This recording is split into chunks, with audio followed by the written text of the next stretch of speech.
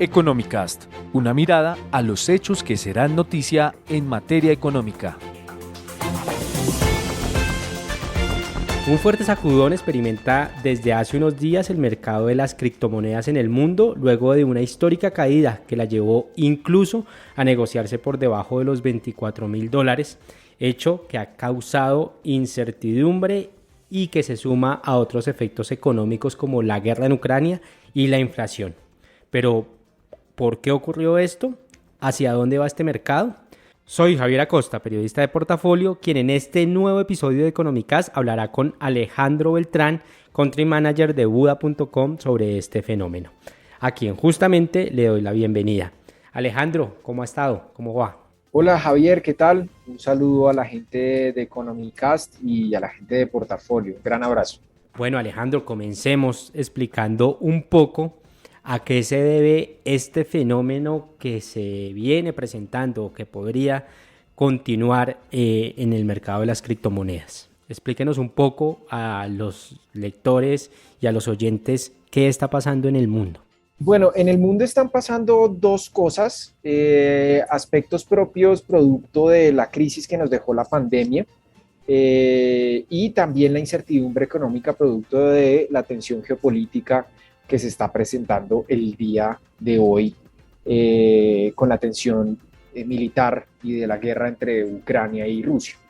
Eso ha generado que este tipo de conflictos haya hecho que los productos de consumo básico e inclusive las exportaciones de gran parte de los productos que utilizamos en el día a día genere procesos inflacionarios, ¿cierto? Y esto pues viene obviamente corriendo un poco producto de esta crisis de impresión indiscriminada de dinero cuando se presentó la pandemia y en donde hoy en día lo estamos viviendo con grandes inflaciones. Estados Unidos evidentemente con una inflación reciente que supera el 8%. En el caso de nuestro país también estamos cercanos a la inflación galopante, que sigue inflación de 2 dígitos.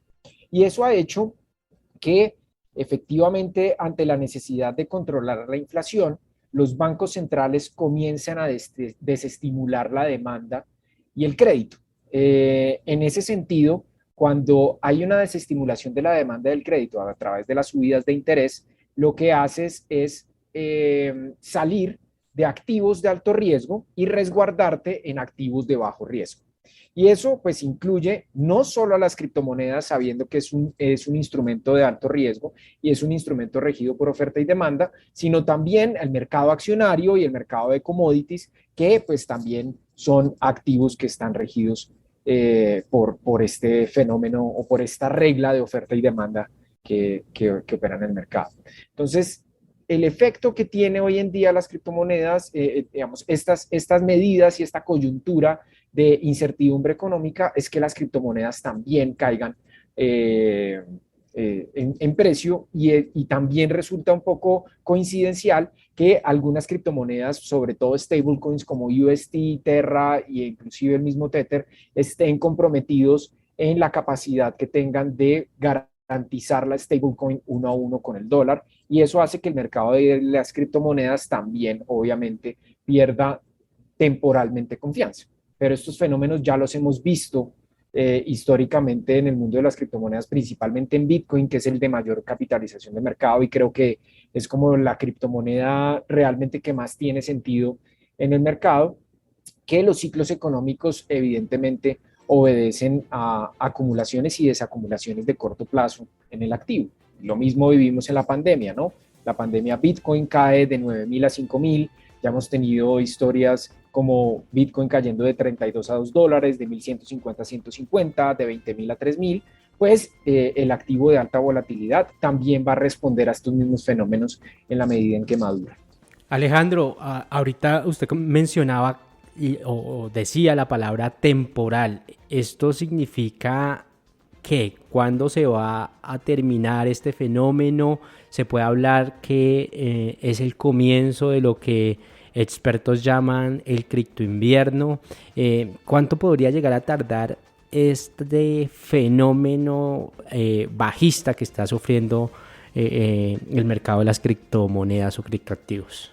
Javier, no lo podemos saber a ciencia cierta. Los fenómenos y ciclos de los instrumentos financieros de renta variable y los instrumentos de riesgo pueden sufrir ciclos prolongados como ciclos cortos. No obstante, hemos visto o hemos identificado en Bitcoin que los ciclos de corto plazo terminan siendo ciclos de estancamiento de los precios ante las caídas. Por ejemplo, en el caso de 2018, que hubo una caída de 20.000 a $3.000, digamos, después de un año hemos podido ver indicios de recuperación acelerada del proceso. Pero, por ejemplo, inclusive hemos visto que en 2020, que ante la incertidumbre económica se declara la pandemia, Bitcoin baja de 9.000 a 5.000 y en los 3 meses siguientes toma un periodo de recuperación y expansión absolutamente, digamos, fuerte y exponencialmente creciente.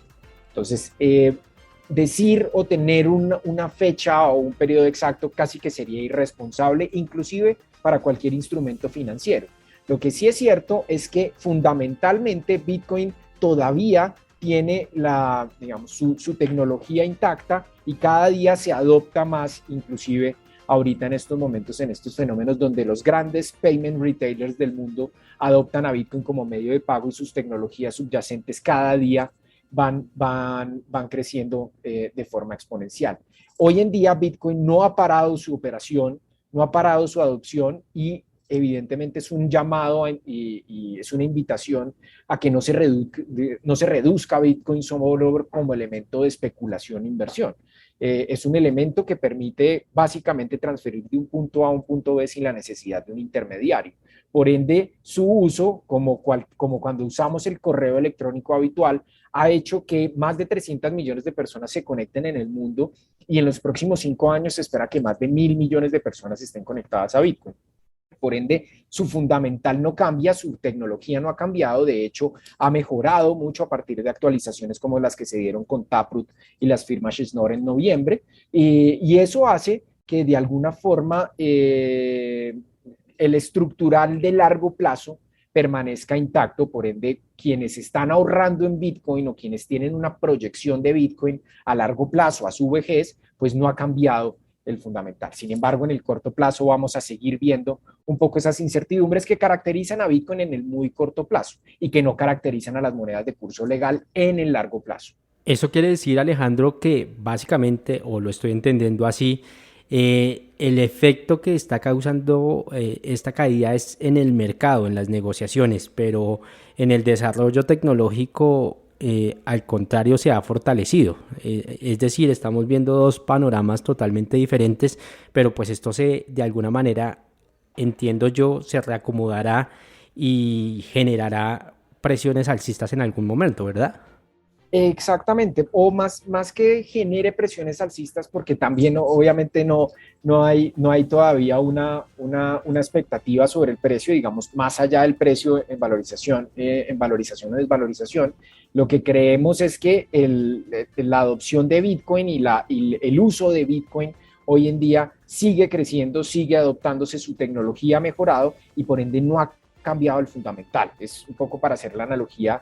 Imagínense la incertidumbre económica que tienen las acciones, por ejemplo, acciones petroleras, ¿cierto? Las acciones petroleras descienden el precio, pero, por ejemplo, acciones como Ecopetrol mantienen sus flujos de cajas descontados proyectados, mantienen buenas sus utilidades, pero la incertidumbre económica impide que en el corto plazo la gente vea a las acciones como un elemento atractivo de inversión en el corto plazo ante esta incertidumbre.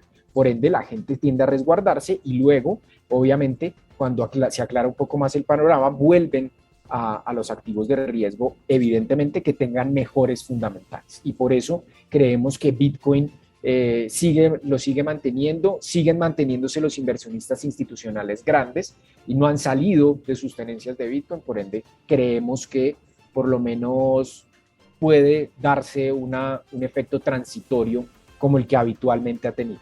La incertidumbre, Alejandro, viene de dos vías.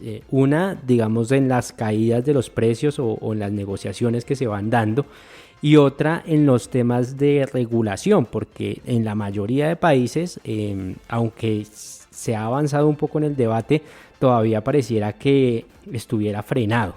¿Cómo está el tema de la regulación en Colombia? ¿Qué le hace falta? ¿En qué posición está Colombia frente a este debate? Y ya el gobierno se ha empezado a tomar en serio esto. Y esto teniendo en cuenta, por ejemplo, que viene otro gobierno en el que todavía no tenemos claridad qué posición tienen los candidatos. Es una pregunta muy interesante, Javier, porque los efectos propios de las regulaciones o restricciones en país tienen un efecto muy temporal en digamos, en la fluctuación de precios de Bitcoin o del valor de Bitcoin en un corto plazo. Eso, de alguna forma, por ejemplo, restricciones como en China, que digamos una restricción expresa directamente de parte del Banco Central y del gobierno, generó una caída temporal y después volvió a recuperar su terreno sin importar lo que ocurra con una economía. Esto entendiéndose que Bitcoin no depende de un ser humano, no depende de una política, no depende de una economía en particular, ¿cierto? Y eso lo hace aún más transformador en la medida en que no dependamos de un ser humano, ¿cierto? Un ser humano que bajo la naturaleza platónica, pues es proclive a la corrupción. Y los seres humanos, efectivamente, en la medida en que intervengamos en el sistema político, económico y social, pues va a haber una afectación e incertidumbre que no podemos controlar. Lo mismo pasa con la tensión con Rusia y Ucrania, en donde inclusive Bitcoin se volvió en parte de los temas a discutir por el poder que tenía de descentralización. Eso también se suma un poco a que las regulaciones, por lo general, terminan siendo amigables en la medida en que su adopción y su institucionalidad va creciendo. Por ejemplo, desde 2020, la OCC, la Autoridad Monetaria de Estados Unidos, autoriza a las entidades financieras a custodiar criptomonedas como parte de su core de negocio y a desarrollar servicios financieros con base en temas cripto. Y en ese sentido, todos los gobiernos de alguna forma, de manera sistémica, han comenzado a adoptar medidas. Y no es el caso ajeno de Colombia, entendiéndose que desde 2020 la Superintendencia Financiera lanza un proyecto piloto con entidades financieras y plataformas de intercambio para entender la industria de los criptoactivos y cómo éstas se conectan a los servicios financieros.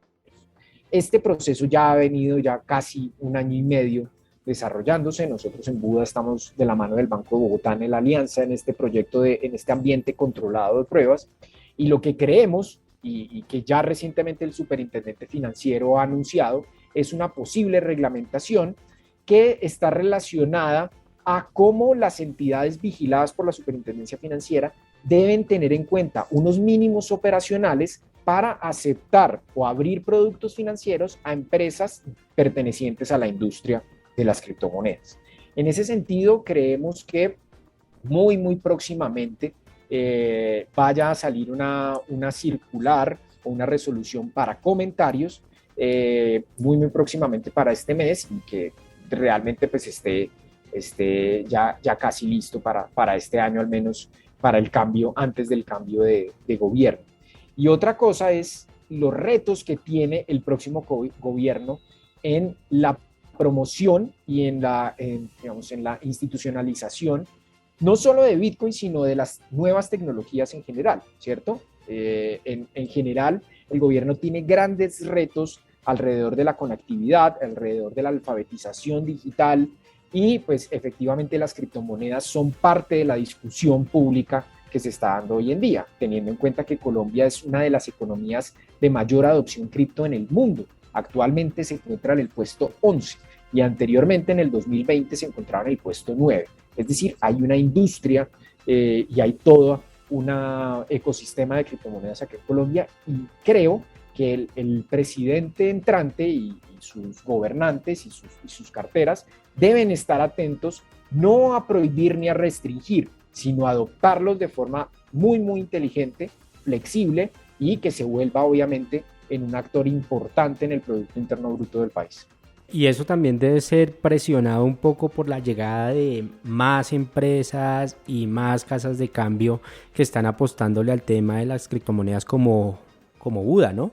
Sin duda alguna, yo creo que parte de la apuesta inclusive que nosotros hemos tenido en Buda, que no solo se reduce a un tema propio de comercialización, de vender la marca como tal, es fomentar el uso responsable a través de la educación. Creemos que, y como lo he sostenido en diferentes espacios, la mejor fuerza de educación que puedes tener en las nuevas tecnologías es la educación. Entonces, por ende, hacer pedagogía, sensibilización y caracterización de esta va a ser muy, muy importante. Por ende, pues nosotros nos hemos dado a la labor de hacer interlocución pedagógica con entidades públicas, con unidades de inteligencia, con carteras de gobierno, con instituciones privadas, con el sistema financiero en general, con el sistema, con cualquier ciudadano que quiera ingresar al mundo de las criptomonedas con contenido claro. Y creo que ahí es donde está el punto más importante, sobre todo de esta industria, la responsabilidad frente a este gran fenómeno de las criptomonedas y principalmente de Bitcoin, que creemos que va a ser el próximo catalizador de la industria financiera. Ahorita hablabas de los retos o los desafíos que tiene el gobierno o digamos las instituciones encargadas de regular el tema, pero ¿cuáles son los retos que ustedes tienen como empresa? Creería yo que la pedagogía, pero ustedes analizan otros desafíos que tengan para la discusión de este fenómeno. Sí, yo creo que hay varios factores, aparte del estratégico y comercial, como es el desarrollo de nuevos productos en Buda, eh, como los que estamos hoy en día desarrollando. En Chile, recientemente lanzamos en el mes de diciembre nuestro producto de créditos colateralizados o respaldados en Bitcoin, que es un producto bastante interesante para quienes necesitan liquidez de corto plazo, pero no quieren vender sus criptomonedas. Ese es un producto bastante interesante. Se están desarrollando otros proyectos, se está mejorando la interfaz o interacción de la wallet, de la billetera, para que la gente pueda aceptar pagos en criptomonedas, utilice tecnologías como Lightning Network, que es una tecnología de segunda capa de la red de Bitcoin, que se convierte como en ese procesador de pagos de esta red de Bitcoin que puede superar o que puede competir con procesadores de pago como Visa o Mastercard. Ese es uno de los grandes temas que tenemos, el desarrollo de producto, las alianzas, es decir, esta estrategia colaborativa, estas alianzas colaborativas que creo que van a marcar una tendencia durante este año, en la medida en que nosotros, las plataformas de intercambio, comencemos a hacer difusión de Bitcoin en mercados o en segmentos no tradicionales, segmentos que están ajenos a Bitcoin. Entonces, ahí hay una muy buena estrategia, manteniendo también, obviamente, la interlocución con las instituciones públicas para que en materia de reglamentación o en materia de buenas prácticas, pues nosotros estemos atentos a que la industria, obviamente, primero proteja al usuario de criptomonedas, que ese es nuestro principal rol, pero también mantener el equilibrio del consenso con las instituciones que, pues, obviamente tienen el deber de proteger al consumidor final. Entonces, creo que es un poco esa proyección. Y creo que acá en la industria, sobre todo en la parte de Bitcoin, hay un montón de productos que se van a desarrollar y que evidentemente creo que el sistema financiero y esta industria va a comenzar a dar de qué hablar en este año. Finalmente, Alejandro, para ir concluyendo este espacio, que de pronto nos diga cuál es el llamado a hacerle a los usuarios y a las personas que están interesadas en negociar con criptomonedas bajo este panorama de incertidumbre. ¿Cuál debería ser la posición que tomen frente a tantos temores y a tantos miedos que hay en el mercado por cuenta de esta volatilidad? Creo que uno de los temas que más imprime miedo en las criptomonedas se reduce a su precio, ¿cierto?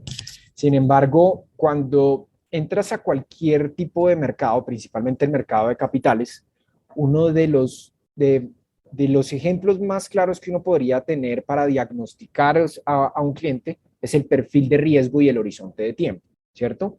No es lo mismo cuando una persona entra a un instrumento de renta variable, como una acción, como un ETF, como un commodity, un derivado, ¿cierto? Y lo mismo para las criptomonedas, que una persona que tiene un perfil de riesgo bajo, que no quiere asumir un riesgo, le ofrezcas un instrumento de alto riesgo, ¿cierto? Por ende, es muy, muy importante que el usuario identifique cuál es el perfil de riesgo, llamándose que a mayor riesgo, pues evidentemente tienes mayor expectativa de rentabilidad. Eso es lo que pasa en el concepto de relación riesgo-retorno, ¿cierto? Entonces, ahí es donde tiene el usuario que identificar si realmente su expectativa está atada con el riesgo que quiere asumir. Y sobre todo en los instrumentos de renta variable, los instrumentos de alto riesgo, pues la expectativa o el horizonte del tiempo también va a influir, puesto que efectivamente el grado de riesgo que tiene un activo de renta variable en cuestión de semanas o meses es muchísimo más alto que el estructural o la expectativa de largo plazo, ¿cierto? Por ende, cuando le dicen a uno o le recomiendan que compre acciones o que compre ETFs o que compre esos instrumentos, por lo general esos instrumentos tienen una perspectiva más de largo plazo. Entonces, es muy, muy aconsejable, ¿cierto?, que estas personas que van a entrar al mundo de las criptomonedas, que hoy en día, pues tienes a Bitcoin a un precio anual por debajo del 50%, pues efectivamente trae de alguna forma una oportunidad de entrada, ¿cierto? No obstante, bajo las condiciones y características de riesgo que eso se caracteriza. Por ende, esos dos elementos para diagnosticarlos tienen que tener en cuenta el usuario, quien quiere ingresar al mundo de las criptomonedas para tomar esa decisión. Y pues obviamente está un elemento muy, muy importante y es conocer el activo. Al igual que emprendes un proyecto, que compras una casa o que entras al mercado de capitales, ¿cierto? Debes conocer en qué estás invirtiendo. Por ende, es muy, muy importante que antes de entrar al mundo de Bitcoin y las criptomonedas, conozcan el activo, traten de al menos de entenderlo desde la perspectiva a futuro y pues, por ejemplo, en plataformas como Buda.com, fácilmente desde 20,000 pesos la gente puede entrar sin exponer la mayoría de su patrimonio. Como dice en la teoría de portafolios, pues efectivamente la diversificación es el elemento fundamental para construir un portafolio eficiente. En el dicho popular de, pues no pongas todos los huevos en la misma canasta. Por ende, las concentraciones de activos de alto riesgo dependerá de ese perfil y efectivamente pues, puedes entrar con muy poco sin exponer tus compromisos o obligaciones de dinero en el corto y mediano plazo. Bueno, pues Alejandro, muchísimas gracias por haber participado en este espacio, por haber compartido con nosotros su experiencia acerca de este tema. Gracias por estar aquí. A ustedes, mil y mil gracias. Espero que todos estén muy bien y les mando un gran abrazo. Desde Buda.com estamos más atentos que nunca para contestar cualquier inquietud y pues abrirles todas las puertas. Y a los lectores y oyentes de Portafolio los invitamos a que continúen conectados con toda la información de nuestro portal www.portafolio.co. Hasta la próxima y muchas gracias. Economicast, un podcast de Portafolio para la casa editorial El Tiempo.